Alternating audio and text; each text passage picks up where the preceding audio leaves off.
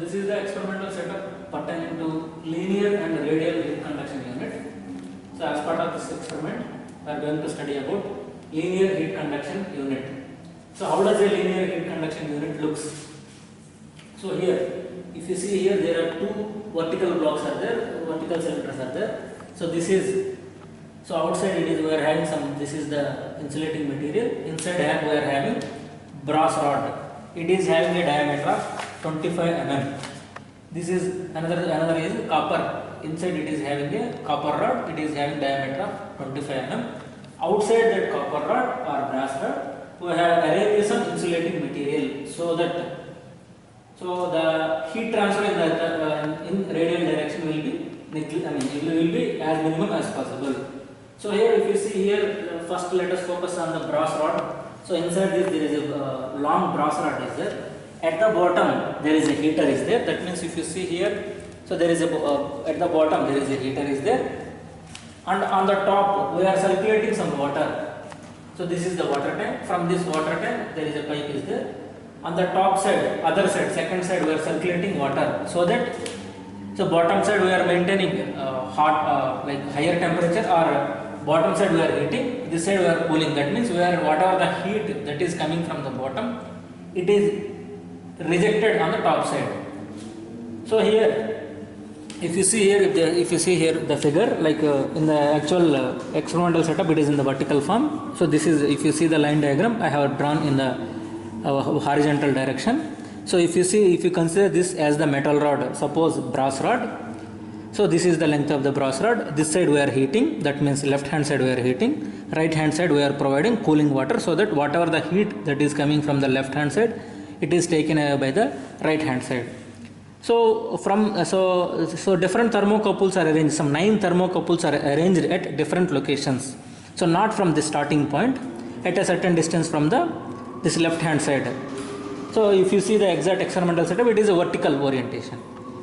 So here, so if you see here, so on this metal rod, this circumferentially insulating material is provided, so that the heat transfer in the radial direction is negligible. So here we are neglecting. So whatever the heat transfer, whatever the heat we are supplying at the bottom in the actual setup, that will be flowing in the vertically upward direction. That means it will be flowing only length direction. So that's why that is linear direction only. There is no circumferential heat transfer. So that's why we are treating it as linear directional heat transfer.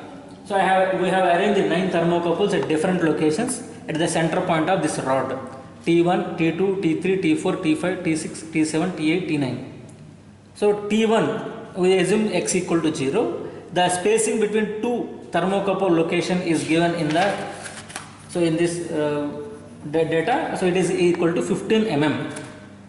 So x equal to 0, x equal to 15 mm, x equal to 30 mm, like that we have up to 9 thermocouples are there. At different locations we have to find out thermal temperature with the help of thermocouples. Here we are having K-type thermocouple. So thermocouples are of different categories. K-type is one type of thermocouple, K-type, T-type, J-type. So here in the experiment, what are the thermocouples are given as part of this experimental setup are K-type thermocouple. So as part of the experiment, so what we are going to do is we have to switch on the power. So here there is a power supply unit, and it is called variac. So this is not working. So that's why we have arranged another dimmer stat, and this is called variac. We will be rotating it so that we will be in a position to supply the power to the given setup. So here I have the unit to display the current. So now it is, if you see here, it is 10.1. So this is not current, this is voltage, 10.1 volts. So another one is here, this is ammeter. It is displaying the current of 1.69 amperes. So here we are having thermocouple selector, like here we have written 1, 2, 3, 4, 5, 6, 7, 8, 9, like that. So now this mark is pointing towards 1. That means whatever the temperature that is displayed in this unit. So this is temperature indicator. This is 63.9 degrees centigrade. So that corresponds to location 1. If I select 2, you see here. So this is corresponds to T2. It is 60.7. Likewise, if I take the third point, it is 57.9. So like this, we can note the temperature reading.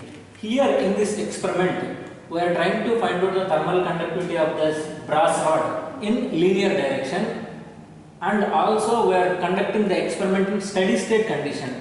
So what is meant by this steady state condition?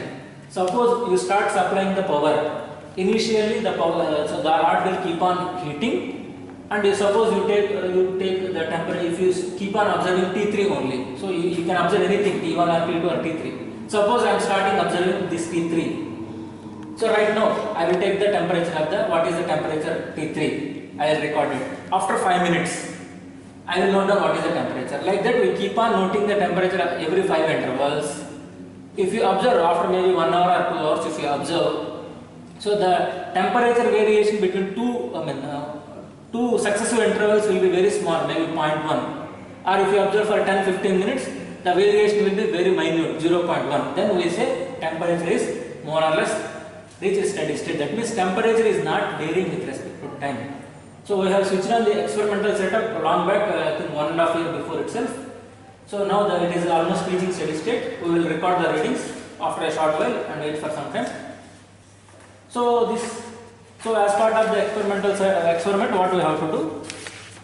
So this, if I have to take the readings, so if you come to this table, so in this table we are having, first let me start with brass voltage. Voltage it is given as 10.1 volt, current is 1.69. So when the system reaches steady state, I should record T1, T2, T3, T4, T5, T6, T7, T8, T9. So those things I will be recording. Next, I have to calculate heat supplied. Heat supplied is nothing but heat flow through the rod is estimated as Q equal to voltage into current.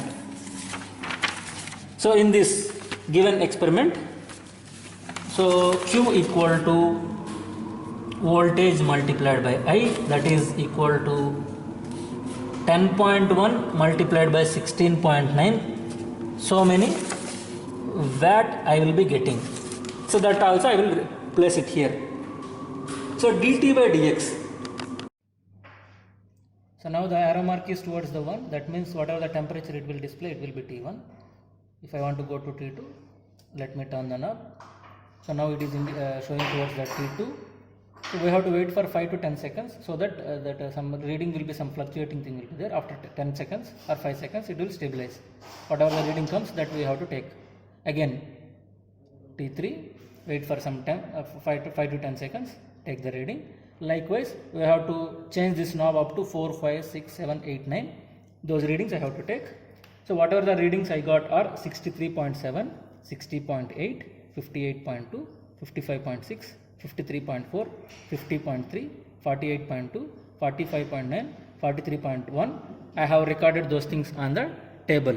So previously we got voltage 10.1, current 1.69, the temperature reading we have noted down, and heat supplied we have already calculated, that is V multiplied by I.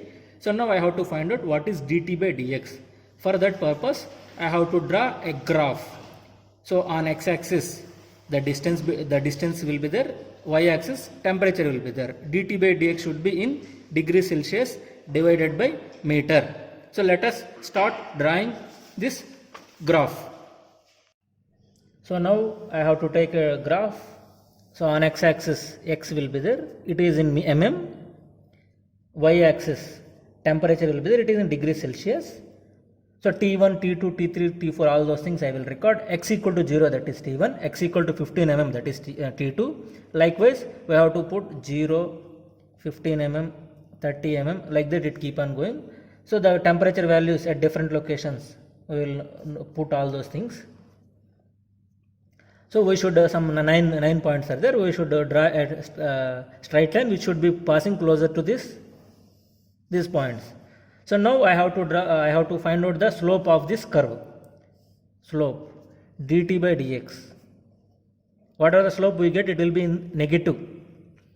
So here on x-axis it is in mm. So the readings what we get is degrees Celsius divided by mm.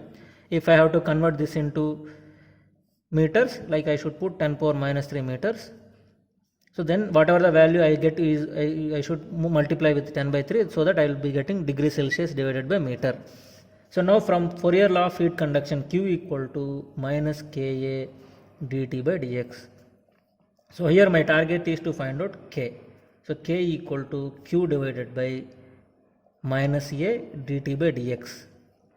So Q, whatever the value I got from V into I, that I will place it here. A is the area of cross section of the metal rod, pi by 4. So this is diameter is 25 mm, 25 into 10 power minus 3 whole square, multiplied by dt by dx. Whatever the dt by dx we got, we will place it here. Q, that is 10.1 multiplied by 16.9. So from the graph you will be getting dt by dx. You can draw that graph through MS Office or on some normal graph sheet. So then I will be getting K value. So here dt by dx should be in the form of degree Celsius divided by meter. So whatever the final value K we will be getting will be watt per meter degree Celsius. This is for whatever the procedure I have given is for one rod brass. For other, so please make a correction. This is should be 1.69. I'm sorry. So this is not 16.9, 1.69. Okay, so I will be getting K thermal conductivity value of brass rod. So I have to put it here. Thermal conductivity of brass rod is so and so value. The same procedure we have to adopt for copper rod as well.